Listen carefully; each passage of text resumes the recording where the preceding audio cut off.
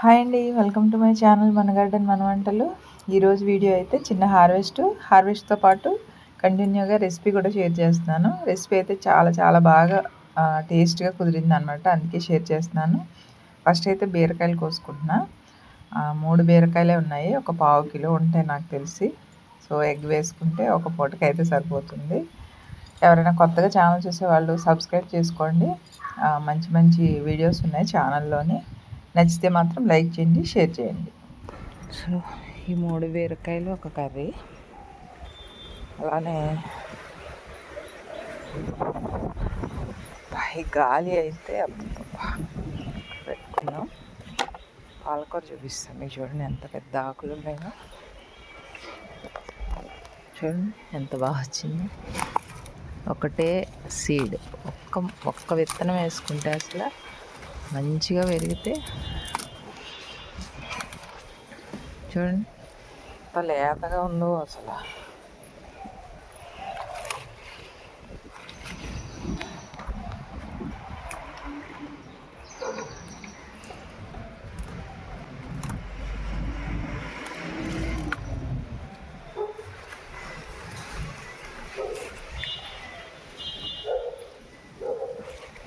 ఈరోజు special curry అయితే ఇదే. ఎన్ని మందార పూలు వేసాయో అలక్కరోజు.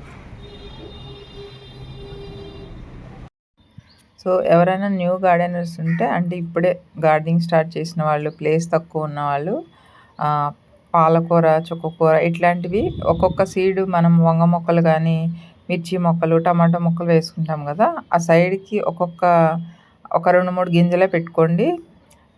నేను ఆల్రెడీ టబ్స్లో, గ్రో బ్యాగ్స్లో వేశాను. దానికంటే కూడా మనం ఇట్లా సింగిల్ సీడ్ పడి లేచింది ఉంటుంది కదా, అది పెద్ద సైజు ఆకులు వచ్చి చాలా హెల్తీగా వస్తుంది. ఇది ఒక చిన్న టిప్ అనమాట. మనకి ప్లేస్ లేదు అనుకునే దానికంటే ఒక చిన్న బాటిల్లో ఒక సీడ్ వేసినా కూడా చాలా బాగా వస్తుంది. పాలకూర కానీ, చుక్కకూర కానీ ఏదైనా సరే. తోటకూరకు మాత్రం కొంచెం పెద్ద సైజు బ్యాగ్ కానీ, టబ్ కానీ ఉండాలి. ఇట్లా వెడల్పాటి వాటిల్లో వేసుకుంటే తోటకూర బాగా వస్తుంది. ఈ మాత్రం పాలకూర, చుక్కకూర చాలా ఈజీగా గ్రో చేసుకోవచ్చు. చూడండి బుట్ట నిండా పాలకూర వచ్చింది. ఇక ఈ టైర్లో అయితే నేను వేసింది పాలకూర, కానీ మనకి బచ్చల కూర రెడీ అయిపోయింది అనమాట. ఇంకా పాలకూర మొక్కలు అయితే ఈసారికి హార్వెస్ట్ చేసుకున్నాక తీసేసి ఓన్లీ ఇది బచ్చల కూర కోసం వదిలేస్తా. ఇంకా చాలా గ్రో బ్యాగ్స్ ఉన్నాయి కాబట్టి వాటిల్లో వేసుకోవచ్చు అనమాట. ఈ బచ్చల కూర కూడా చాలా మంచిది, చాలా టేస్ట్గా ఉంటుంది. ఒక పాట్లో పెట్టుకున్నామంటే రెగ్యులర్గా హార్వెస్ట్ చేసుకుంటే వస్తూనే ఉంటుంది. ఒక్కసారి వేసుకుంటే సరిపోతుంది. పదే పదే సీడ్స్ వేసుకొని పెట్టుకోవాల్సిన అవసరం ఉండదు. కొమ్మలతో కూడా బ్రతికించుకోవచ్చు ఈ బచ్చల కూర. పండుగ ఇక్కడ కూడా ఉంది.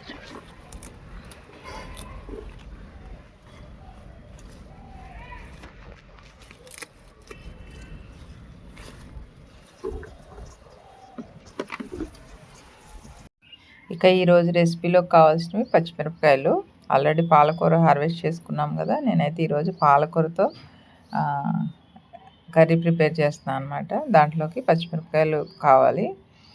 ఇదైతే సూర్యముఖి మిర్చి అనుకుంటా, బ్లాక్ వెరైటీ. కరెక్ట్గా నేమ్ కూడా తెలియదు నాకు, కానీ చాలా కారం ఉంటాయి. ఒక 2-3 మొక్కలు వేసుకున్నా కూడా మనకి ఇంట్లోకి సరిపోతాయి అన్నమాట. ఎక్కువ కారం ఉంటాయి కాబట్టి కొద్దిగా వచ్చినా సరిపోతాయి, కానీ చాలా ఎక్కువగా కాస్తుంది. వాలంటీర్గా వచ్చిన ప్లాంటే ఇది. లాస్ట్ టైం వేసిన సీడ్స్తో వచ్చిందనమాట. కాకపోతే కోసుకోవడానికి బోల్డ్ అంత ఓపిక కావాలి. చూడండి ఈ మిర్చి అయితే సరిపోతాయి మన కర్రీలోకి. ఇక ఈ పాలకూర తీసుకొని ఇప్పుడైతే కిందకి వెళ్ళిపోతున్నా. నార్మల్గా టెర్రస్ మీద వంట చేస్తుంటా, కానీ ఇప్పుడు ఎర్లీ మార్నింగ్ లంచ్ బాక్సుల టైంలో కొంచెం అది ఎలా అయినా టైం ప్రాసెసింగ్ కదా, ఎక్కువ టైం పడుతుంది టెర్రస్ మీద వంట చేయాలంటే. అందుకని కిందకైతే వెళ్ళిపోతున్నాను. ఫస్ట్ అయితే ఈ పాలకూర నీట్గా వాష్ చేసుకోవాలి. నార్మల్గా మనం బయట కొనుక్కుంటే మాత్రం పాలకూరని ఉప్పు వేసి ఒక 1/2 అవర్ నానబెట్టి అప్పుడు కడుక్కొని కోసుకోవాలి. మన టెర్రస్ గార్డెన్లో అయితే అసలు అదేం ప్రాసెస్ అవసరం ఉండదు. చాలా ఫ్రెష్గా, అది కూడా మనం ఏమి పెస్ట్ కంట్రోల్ యూజ్ చేయము కాబట్టి జస్ట్ ఒక్కసారి కడుక్కుంటే సరిపోతుంది. ఆకులు మాత్రం చిన్న చిన్న హోల్స్ ఉన్నవి కానీ, మచ్చలు ఉన్నవి అట్లాంటివి మాత్రం తీసేయాలి. ఎందుకంటే ఆ చిన్న హోల్స్ ఉన్నవి కానీ మచ్చలున్నవి కంపల్సరీ ఏదో ఒక పురుగు అటాక్ చేస్తేనే అట్లా అవుతాయి. అది కూడా గ్రీన్ కలర్‌లో ఉంటాయి. పదే పదే చెప్తున్నా అనుకోకండి. చాలా జాగ్రత్తగా చూసుకోవాలి ఆకుకూర మాత్రం. ఇక ఇప్పుడైతే నీట్‌గా వాష్ చేసేసుకొని చాలా సన్నగా కట్ చేసి పెట్టుకోవాలి పాలకూర. దీంట్లోకి కావాల్సినవి పచ్చిమిరపకాయలు, వెల్లుల్లి రెబ్బలు, కారం, తర్వాత మెయిన్ ఇంగ్రీడియంట్ ఎగ్ అనమాట. సో పాలకూర ఎగ్ బుర్జీ ప్రిపేర్ చేస్తున్నాను. టేస్ట్ గురించి అయితే చెప్పడం కష్టం మాటల్లో, అంత బాగుంది. చాలా ఈజీగా జస్ట్ 10-15 మినిట్స్లో రెడీ అయిపోతుంది.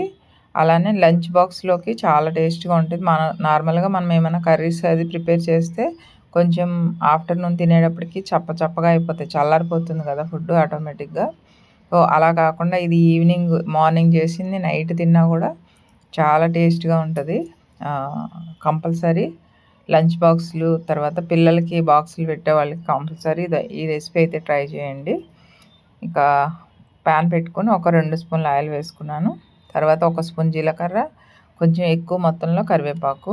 ఇవి ఫ్రై అవ్వగానే పచ్చిమిర్చి కోసుకున్నాను కదా ఇందాక, అవి అయితే కట్ చేయడానికి రావు, అందుకే కొంచెం దంచుకొని వేసుకున్నాను. అవి కొద్దిగా ఫ్రై అవ్వగానే మనం కట్ చేసి పెట్టుకున్న పాలకూర ఉంది కదా, ఆ పాలకూర కూడా వేసేసుకొని బాగా కలుపుకొని, పాలకూరలో ఎప్పుడైనా సరే సాల్ట్ తక్కువ వేసుకోండి.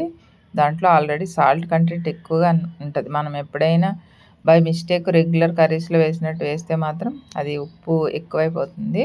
సో అది ఫ్రై అయ్యే లోపల దీంట్లో ఒక పెద్ద వెల్లుల్లిపాయకి ఫుల్ వెల్లుల్లిపాయ వేసుకోవాలి రేకులు, తర్వాత కారం, కొంచెం ఉప్పు, ఈ 3 కలిపి మిక్సీలో వేసి పౌడర్ క్వాంటిటీలో చేసి పెట్టుకోవాలి. అలానే ఈ పాలకూరని అసలు వాటర్ అనేది లేకుండా మొత్తం డ్రై అయిపోయేలాగా ఫ్రై చేసుకోవాలి. ఇక ఈ పాలకూరలో ఇన్ని విటమిన్స్ ఉన్నాయి, పలానా దానికి మంచిది అలా ఏం చెప్పను. ఎందుకంటే ఈ మందులు వేయకుండా పండించుకున్న ఆకుకూరలు కానీ కాయగూరలు కానీ ఏవైనా కూడా మన హెల్త్కి చాలా మంచిది. నార్మల్గా బయట ఆకుకూరలో మనం బోల్డ్ అంత పెస్టిసైడ్స్ యూజ్ చేస్తారు కాబట్టి ఉప్పు వేసి కడిగినా ఏం చేసినా కూడా దాంట్లో ఉండే చెడు అనేది పోదు. బట్ మనకి తినడానికి కావాలి కాబట్టి కొనుక్కొని తినాలి, తప్పదు. ఇలా ఇంట్లో పండించుకున్నవి అయితే ఏవైనా సరే డైలీ తిన్నా కూడా 2 పూట్ల తిన్నా కూడా చాలా మంచిదన్నమాట.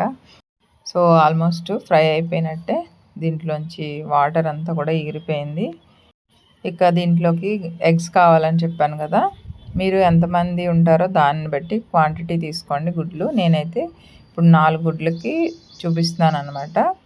మీరు ఎక్కువ గుడ్లు తీసుకునేలా ఉంటే కొంచెం పాలకూర కూడా ఎక్కువ వేసుకోండి. ఇది ఒక 5-6 కట్టలు పాలకూర ఉంటుంది కదా ఇప్పుడు హార్వెస్ట్ చేసింది, దానికి నేనైతే 4 ఎగ్స్ యూజ్ చేస్తున్నాను. ఇది ఆల్మోస్ట్ ఫ్రై అయిపోయాక సెంటర్లో కొంచెం ఇట్లా గ్యాప్ ఇచ్చి దాంట్లో ఒక మళ్ళా 2-3 స్పూన్ల ఆయిల్ వేసుకోవాలి. సో ఆయిల్ వేసుకొని దాంట్లో ఎగ్స్ ఇట్లా వేసుకోవాలన్నమాట. వేసుకొని అసలు కదపొద్దు, మంచిగా గుడ్లు వేసేసి మూత పెట్టేసుకుంటే అవి కొంచెం పీసులా ఉంటే టేస్ట్ బాగుంటుంది. అందుకని ఒక 5 మినిట్స్ అట్లా మూత పెట్టేసి అలా వదిలేసేయాలి. మూత తీసాక ఇలా అవుతుంది కదా, ఇప్పుడు దీన్ని కొంచెం నెమ్మదిగా కదుపుకొని మనం రెడీ చేసి పెట్టుకున్నాం కదా వెల్లుల్లిపాయల కారం, సో ఆ వెల్లుల్లిపాయ కారం వేసేసుకొని అదంతా మొత్తం మనం ఈ ఫ్రై చేసుకున్న ఎగ్ పాలకూర వీటికి పట్టేలాగా కలుపుకోవాలన్నమాట. కొంచెం స్లోగా కలుపుకోండి, లేదంటే అవి గుడ్డు ముక్కలన్నీ విడిపోతాయి కదా, అందుకని. ఇది బాగా కలుపుకున్నాక మూత పెట్టుకుని జస్ట్ ఒక 2 నిమిషాలు అలానే వదిలేస్తే ఆ వేడికి ఆవిరి ఉంటుంది కదా, ఆవిరికి మనం వేసిన వెల్లుల్లి కారం అనేది కొంచెం తడిగా అవుతుంది. అప్పుడు ముక్కలన్నిటికీ బాగా పడుతుంది. ఇంకొక 2 నిమిషాలు ఫ్రై చేసుకుని స్టవ్ ఆఫ్ చేసుకోవడమే. ఇది రైస్లోకి చపాతీలోకి చాలా బాగుంటుంది. కంపల్సరీ ఈ రెసిపీ అయితే ట్రై చేయండి. అలానే కొత్తగా ఇప్పుడే ఛానల్ చూస్తున్న వాళ్ళు మాత్రం ఒకసారి ఛానల్లోకి వెళ్ళి చూడండి. మంచి మంచి రెసిపీస్ ఉన్నాయి, ఫర్టిలైజర్స్ ఉన్నాయి, గార్డెనింగ్ హార్వెస్ట్ వీడియోలు ఉన్నాయి. సో మీకు తప్పకుండా నచ్చుతుంది. నచ్చితే మాత్రం సబ్స్క్రైబ్ చేసుకోండి. అలానే గార్డెనింగ్ ఇంట్రెస్ట్ ఉన్న ప్రతి ఒక్కరికి కూడా షేర్ చేయండి. నేనైతే వేడి అన్నంలో ఒక 2 ముద్దలు కలుపుకొని టేస్ట్ చేశాను. టేస్ట్ ఎంత బాగుంది అంటే ఆ వెల్లుల్లి కారం ప్రిపేర్ చేసి వేసాం కదా, అది ఈ పాలకూరకి ఇంకా ఎగ్కి పట్టుకొని మంచి ఒక కొత్త టేస్ట్ అనమాట. చాలా నచ్చింది నాకు. అందరికీ నచ్చుతుంది కూడా. సో, కంపల్సరీ ట్రై చేస్తారు కదా! మళ్ళీ ఒక మంచి వీడియోతో కలుద్దాం. Happy gardening. Thank you.